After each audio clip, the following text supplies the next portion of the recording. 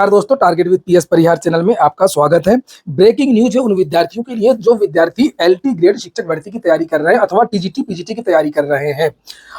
मैंने आप लोगों को एक जानकारी दी थी, लगभग 3 दिन पहले मैंने ये वीडियो बनाया था और जिसमें आप लोगों को मैंने जानकारी दी थी कि एलटी में टीईटी की अनिवार्यता को लेकर के एक याचिका दाखिल की गई है और उसमें सुनवाई भी हुई है। सुनवाई बहुत जोरदार तरीके से हुई है। उत्तर प्रदेश लोक सेवा आयोग के भी अधिकारी आए थे एलटी में टीईटी में के मैटर को लेकर के, और एनसीटी की तरफ से भी अधिकारी आए थे और एनसीटी से भी जवाब मांगा गया था।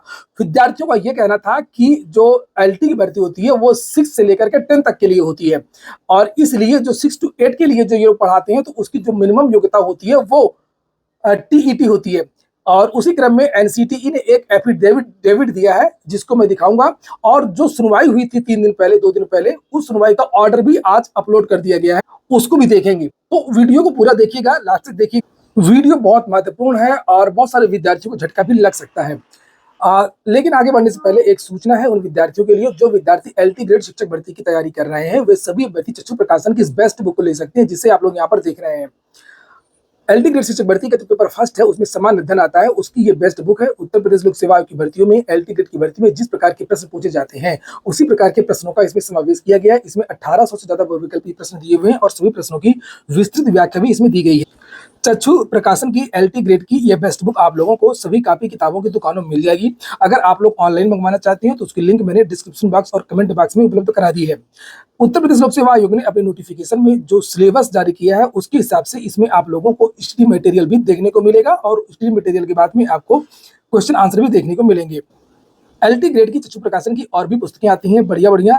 हिंदी की भी अच्छी पुस्तक आती है, गृह विज्ञान की भी है, गणित की भी है, इंग्लिश की भी है, विज्ञान की भी है, जीव विज्ञान की भी है, सामाजिक विज्ञान की, कंप्यूटर, संस्कृत और कला आदि की भी। इनकी भी लिंक मैंने डिस्क्रिप्शन में उपलब्ध करा दी है। सरकार के शिक्षा विभाग के आला अधिकारी। तो अब हम देखते हैं जो ये अखिलेश यादव ने जो उस दिन हमको जानकारी दी थी कि क्या बहस हुई, क्या चीजें हुई, वो तो मैं आपको बता ही चुका हूँ। आप लोग जाकर के वीडियो देख भी सकते हैं। लेकिन बहुत सारे विद्यार्थी उस दिन विरोध कर रहे थे, इसलिए मैंने वीडियो को प्राइवेट कर दिया था, वीडियो को मैंने हटा दिया था। लेकिन वो वीडियो अब उपलब्ध है, आप लोग जाकर के उसको देख सकते हैं। लेकिन जो सुनवाई हुई थी शायद 11 तारीख थी, 11 तारीख को जो सुनवाई हुई थी उस सुनवाई का जो ऑर्डर है वो देखेंगे तो आपको झटका लगेगा। ये ऑर्डर आ गया है, ये आप लोग यहाँ पर ये देख सकते हैं। अखिलेश एंड 3 अदर्स, तान्या पांडे अधिवक्ता, ये भी मैंने आपको जानकारी दी थी।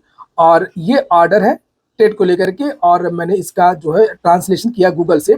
ये देखिए आप लोग, याचिकाकर्ताओं का दावा है कि उनके पास विधिवत टीईटी का प्रमाण पत्र है जो एनसीटीई द्वारा दिनांक 23 अगस्त 2010 के अधिसूचना के अनुसार 6 से 8 तक के शिक्षकों की नियुक्ति के लिए निर्धारित अनिवार्य योग्यता है। सहायक शिक्षक टीजीटी ग्रेड परीक्षा 2025 के पद पर चयन हेतु प्रतिवाद संख्या 5 द्वारा जारी विवादित विज्ञापन में राज्य और प्रतिवादी संख्या 5 उक्त न्यूनतम योग्यता निर्धारित करने में विफल रहे, इसलिए विवादित विज्ञापन कानून टिकने योग्य नहीं। मतलब ये विज्ञापन सही नहीं है। नीचे लिखा है कि प्रतिवादी संख्या 4 ये एनसीटीई है की ओर से उपस्थित विद्वान अधिवक्ता वैभव त्रिपाठी ने यह भी तर्क दिया कि एनसीटीई द्वारा जारी अधिसूचना 23 अगस्त 2010 के अनुसार सहायक अध्यापक टीजीटी ग्रेड के पद पर चयन के लिए टीईटी एक अनिवार्य योग्यता है। ये इंग्लिश वाला यहाँ पर आप देख सकते हैं, वो धुंधला साफ नहीं है। ये देखिए लिखा है, Shri Vaibhav Tripathi learned counsel appearing on the behalf of respondent number 4 NCTE also takes the stand that according to notification issued by NCTE dated 23 August 2010 TET is the mandatory qualification for selection on the post of assistant teacher. TGT grade की बात की गई है, junior तो भूल जाइए। अगर और शायद यही कारण भी है, हालांकि एनसीटीई के जो गाइडलाइन है वो तो अभी तक जो जानकारी मिली है कि वो 6 to 8 तक के लिए एनसीटीई गाइडलाइन है। लेकिन अगर एनसीटीई ने ऐसा कहा है तो फिर ये चीजें मुश्किल में आएंगी। टीजीटी, अभी मेरे छात्रों से बात हुई है, अखिलेश यादव और बहुत सारे छात्र जो आप 4 अन्य देख रहे थे, इन छात्रों ने मुझे फोन किया। इन्होंने कहा कि सर इसमें जो मिनिमम योग्यता है एनसीटी का, हमारी मांग यही है कि जो लोग टीटी पास है, जिन्होंने पढ़ाई की है, तो पहला हक उन्हीं का है, उन्हीं को नौकरी मिलनी चाहिए। और हम टीजीटी 2022 को भी चैलेंज करने जा रहे हैं। टीजीटी 2022 जिसकी परीक्षा होनी है, जिसकी जो नोटिफिकेशन शिक्षा सेवा चयन आयोग के द्वारा जारी किया गया है। देखिए मैं किसी के पक्ष में नहीं हूं, मैं केवल आपको जानकारी दे रहा हूं। आप लोग अपने बचाव में जो कुछ कर सकते हैं वो कल कर लीजिए। चिल्लाने से, विरोध करने से, कमेंट करने से कुछ नहीं होता है, और सही रणनीति अपनाइए, नहीं तो आप बैठे रहेंगे और कुछ न कुछ जो खेल है वो होता रहेगा। और मेरा काम है केवल और केवल आप लोगों को जानकारी देना, और मेरा कोई भी इंटरेस्ट किसी भी चीज में नहीं है। और योग्यता के अनुसार भर्ती हो, भर्ती तय समय के अंदर हो, ये मैं चाहता हूँ। और यहाँ पर नीचे लिखा है Shri PK. Raghuvanshi learn counsel appearing on the behalf of respondent number 5 state that respondent number 5 is only an examination body and eligibility is decided by state government। तो इनके पास कोई स्पष्ट जवाब नहीं है। इनकी तरफ से केवल ये कहा गया है कि हम लोक सेवा की तरफ से कि हम केवल परीक्षा कराते हैं, हम कोई योग्यता निर्धारित नहीं करते हैं। अभी मैं बता दूं कि अभी इस केस की ये अंतिम सुनवाई नहीं है, अभी केवल ये पहली सुनवाई है। इसके बाद में फिर अभी इसकी नेक्स्ट डेट भी है। लेकिन जो एनसीटी ने कहा है वो बहुत ही भयानक है। Shri Rajiv Gupta learned additional chief standing counsel seeks a week, एक हफ्ते का समय मांग लिया। हालांकि जो मैंने बताया था अखिलेश यादव ने उस दिन उस वीडियो में आपने सुना भी होगा कि 28 तारीख की डेट की बात हो रही थी। ये लोग टाइम खींच रहे थे लोक सेवा आयोग के, ऐसा इनके द्वारा बताया गया। और तो छात्रों की तरफ से बताया गया कि 28 लास्ट डेट है, तो उसके पहले ही आप करिए। तो फिर इसकी डेट है जो 21 तारीख लगा दी गई थी।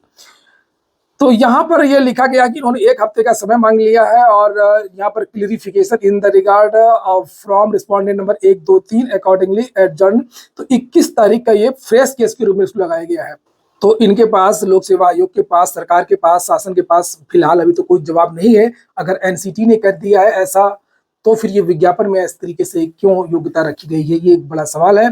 और हालांकि इसमें तो बहुत कम चीजें दी गई हैं, लेकिन जो मैंने देखा है छात्रों के पास में, छात्रों ने बहुत सारे कागज लगाए हैं।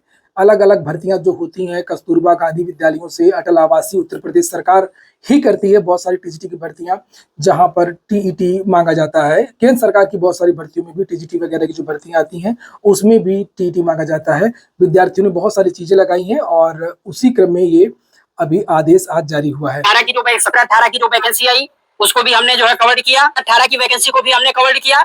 स्थिति ये है कि मामला एडिशनल में जाने के नाते जो है लागू नहीं हो पाया। आज भी वो सारी रीटें जो है पेंडिंग पड़ी हुई हैं। आज हमने उत्तर प्रदेश लोक सेवा आयोग द्वारा जो 7,666 पदों पर एलटी ग्रेड की वैकेंसी निकाली गई, वर्तमान में आवेदन भी चल रहा है। उस पूरे विज्ञापन को जो है हमने चैलेंज करने का काम किया। चैलेंज इसलिए किया क्योंकि आपको मालूम होगा कि 1989 के पहले सिटी ग्रेड चलता था और वो सिटी ग्रेड जो है 6 से 8 के लिए था। इसके बाद 91 में सिटी को समाप्त करके एलटी में मर्ज कर दिया जाता है और ये हवाला दिया जाता है कि एलटी का एक अध्यापक जो है कक्षा 6 से कक्षा 10 के छात्र छात्राओं को अध्ययन कराने के लिए यह संवर्ग बनाया गया है। मैं उत्तर प्रदेश सरकार से ये पूछना चाहता हूं कि अगर 91 का शासनादेश वैलिड है तो आज तक इस शासनादेश का पालन क्यों नहीं किया जा रहा है? आखिर कौन सी ऐसी आपके सामने जो है समस्या है जो अयोग्य लोगों का आप फॉर्म भरवा रहे हैं? इस पूरे मुद्दे को आज माननीय हाई कोर्ट में आइटम नंबर 48 के तहत 12:35 पर जो है टेकअप हुआ और लगभग 10 मिनट तक जो है बहस हुई। मैं आपको बताते चलूं, लोक सेवा आयोग के 3 कर्मचारी भी कोर्ट में उपस्थित रहे इस चीज को सुनने के लिए कि क्या जो मामला हम लोगों के पास आया है वो सही है कि गलत है। आज लोक सेवा आयोग भी ये जान गया होगा कि कहीं ना कहीं हमारे विज्ञापन में त्रुटियां है। कोर्ट पूरी तरह से जो है 91 के शासनादेश, आरटीआई जो हमने लगाया था उसको देख करके, इसके बाद सर्वोदय जयप्रकाश नारायण इंटर कॉलेज, अभी जल्द में आप लोगों ने देखा होगा जो अटल आवासीय विद्यालय है वहां भी टीजीटी की भर्ती हो रही है। वहां भी इन लोगों ने जो है स्नातक 50% प्लस जो है टीईटी उच्च प्राथमिक लागू कर रखा। जयप्रकाश नारायण सर्वोदय इंटर कॉलेज, वहां आप लोगों ने देखा है ढाक पे संविदा पे नियुक्ति हो रही है। कहने का मतलब है कि ज्यादातर जगह भर्तियां आती है वहाँ पर टीईटी जूनियर वाला, हाँ जूनियर जो है लागू है। लेकिन इस एलटी की भर्ती में इन्होंने जो है टीईटी लागू नहीं किया। जयप्रकाश सर्वोदय नारायण इंटर कॉलेज वो भी आपका राजकीय इंटर कॉलेज है, वहां भी एलटी ग्रेड की भर्ती होती है, संविदा में नियुक्ति होती है। आप थोड़ी देर के लिए संविदा में जो है मिनिमम अर्हता को हटा सकते हैं, लेकिन कहने के लिए हटा नहीं सकते हैं, भले आपकी नियुक्ति संविदा पे हो। और यहाँ इन लोगों ने कहा किया कि योग्यता। तो भैया होशियार हो जाइए, मैं केवल मेरा काम अपडेट देना है, मैंने अपडेट दे दिया। अब आप लोग अपनी अपनी फील्डें लगाइए, जिस तरीके से भी भर्ती को बचा सकते हो तो बचाइए। और ये हुई आज का वीडियो आपको अच्छा लगा हो, अच्छा तो नहीं लगा होगा, लेकिन वीडियो को लाइक जरूर कर दीजिए क्योंकि अपडेट्स तो मिल गई आपको। पूरा वीडियो सुनने के लिए बहुत बहुत धन्यवाद।